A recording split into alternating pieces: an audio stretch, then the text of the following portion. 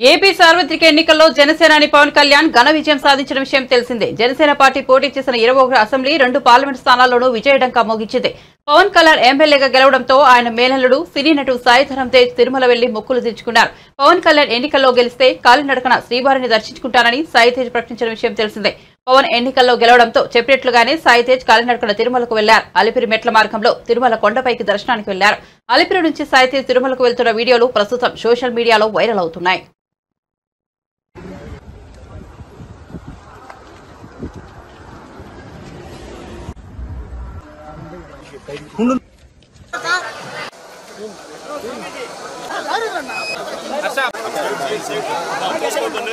Please.